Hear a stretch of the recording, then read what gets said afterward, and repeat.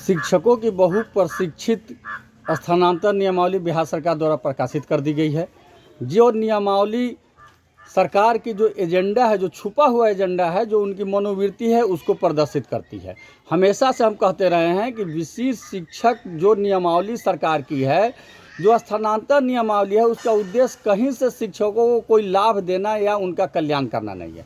उसका उद्देश्य है सिर्फ सभी शिक्षकों को राज्य सरकार अपने दायरे में ले ले और उनका जो विद्यालय है, जो प्रखंड है, उसको छोड़ा दे, ताकि उन पर लगातार जो ये कार्रवाई करती रही है, लगातार जो दमनात्मक कार्रवाई करती रही है, उसका प्रतिरोध शिक्षक नहीं कर सके। और जैसे ही वो प्रतिरोध करे, अपने ही मांग के लिए माने कि तुरंत उनको निलंबित कर दिया जाए, तुरंत उनको बर्खास्त कर दिया जाए, एकमात्र उद्देश्य सरकार का है, जो इस नियमावली में स्पष्ट हो गया है।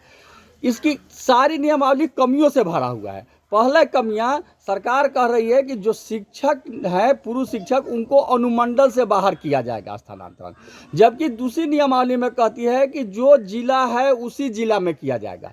बहुत सारे ऐसे जिला है, जैसे शिवहर जिला, बांका जिला, जमुई जिला, लखीसराय जिला, जहाँ एक ही, अरवल जिला, जहाँ एक ही अनुमंडल है।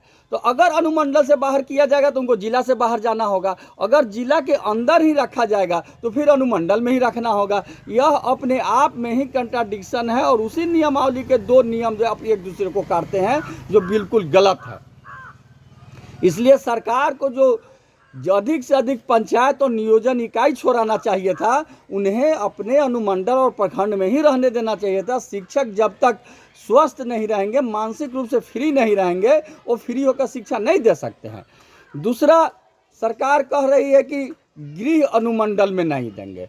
मान लीजिए जहाँ दो अनुमंडल है, जैसे मुजफ्फरपुर, जैसे बहुत, उन गृह अनुमंडल में आज भी पोस्टेड नहीं है। मुजफ्फरपुर पूर्वी में घर है, पश्चिमी में पोस्टेड है, या और जगह है जो अपने अनुमंडल में घर है, दूसरे में पोस्टेड है, तब तो उनका स्थानांतरण अगर गृह प्रखंड में नहीं होगा तो जिस अनुमंडल में नहीं होगा तो जिस अनुमंडल में है उन्हीं अनुमंडल में रखना होगा। इस पर भी कुछ स्पष्ट नहीं है सरकार की।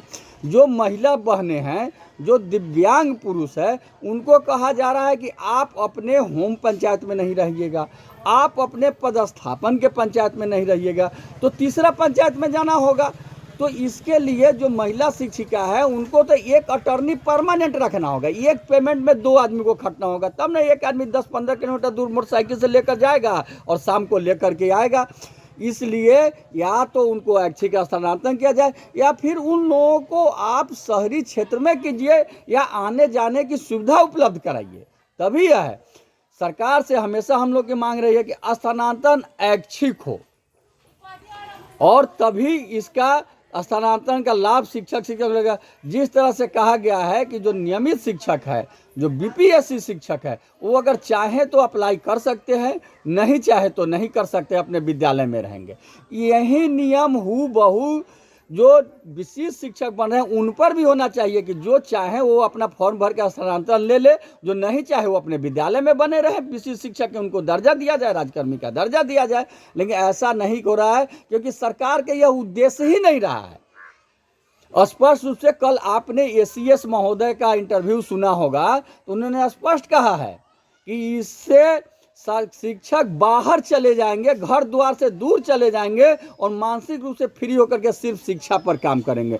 महोदय, अभी जो हम लोग के हैं, माता, हम लोग मध्यम वर्गीय परिवार है, जहाँ 40-50 हज़ार पेमेंट दे रहे हैं, तो माता पिता भी हम पर डिपेंड है, बाल बच्चे भी हम पर डिपेंड है। उनको जाने का मतलब या तो न तो हम बाहर लेकर जा सकते हैं, ना आपके नियम के अनुसार घर पर रह सकते हैं। तो यह बड़ी समस्या है।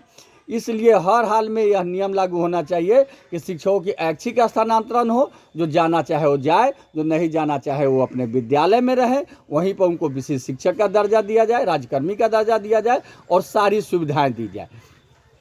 यह नियमावली फिर एक लोचा लगा दिया गया कि अलग से इसके लिए सॉफ्टवेयर निकलेगा। 2020 में भी नियमावली आई थी, जिसमें कहा गया था कि महिला और दिव्यांग शिक्षकों का स्थानांतरण होगा, पुरुष का मैचुअल होगा, इसके लिए अलग से सॉफ्टवेयर निकाला जाएगा। आज तक सॉफ्टवेयर निकल ही रहा है, कहीं इसका भी वही हाल ना हो जाए कि सॉफ्टवेयर निकलते रह जाए। इसलिए जो इसमें त्रुटियां हैं, एसीएस महोदय कहे कि सारे सुझाव हम मान लिए हैं। भाई, किसका कौन सुझाव आप मान लिए हैं? इसमें जो त्रुटियां हैं, सारे सुझाव दूर कर जाए। एक पुरानी कहावत है कि खोदा पहाड़ निकली चूहिया। यह कहानी इस नियमावली पर लागू नहीं होता है, इस पर लागू होता है खोदा पहाड़ निकला नाग। ये ऐसा है कि जिसके लिए हमारे भाई बंधु इतना मेहनत करके विशिष्ट शिक्षक बनने जा रहे हैं और उनको इतना परेशान किया जा रहा है, इतना परेशान किया जा रहा है कि वो परेशान हो जाएंगे, उनको नाक की तरह डसने का अनुभूति होगा। इस नियमावली में एक और त्रुटि है कि हर 5 वर्षों पर अनिवार्य स्थानांतरण होगा।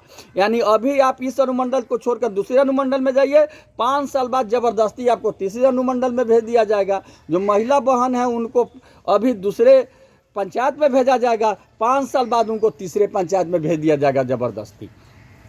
प्रमोशन की तो सेवा समाप्त ही है, इसमें कोई जिक्र भी नहीं है, वरीयता का भी कोई क्रमबद्ध नहीं है। इसलिए यह नियमावली पूर्णतः त्रुटिपूर्ण है। हम सरकार से आग्रह करते हैं कि इस नियमावली में सारे शिक्षक नेताओं और शिक्षकों, शिक्षा प्रेमियों से आप सुझाव ले और उसको सुधार करें। जब तक सुधार नहीं होता है तब तक इस नियमावली को स्थगित किया जाए, इसको रद्द किया जाए। और साथ ही आप तमाम शिक्षक भाइयों, शिक्षिका बहनों से इनकलाबी आह्वान करते हैं कि जब तक आप मरे हुए की तरह दहते रहिएगा, इस तरह करते रहिएगा, आपका शोषण होता आया है, आगे भी होता रहेगा, ये बल्कि शोषण बढ़ेगा। इसलिए आप कमर कस के तैयार रहिए, पूरी जोरदार तैयारी कीजिए और बजट कालीन सत्र में जो दिसंबर जनवरी में होगा, बिहार के सभी 5.5 लाख 6 लाख शिक्षक बिहार की पटना की धरती पर उतरिए। और जब तक हमारी मांगें पूरी नहीं होती है, जब तक हमारे सेवा सत्र में सुधार नहीं होता है, तब तक हम पटना की धरती पर डटे रहेंगे और अपनी उचित मांगे को मंगवा कर ही हर हाल में लौटेंगे। आपका केशव कुमार, प्रदेश अध्यक्ष शिक्षक संघ बिहार। इंकलाब जिंदाबाद।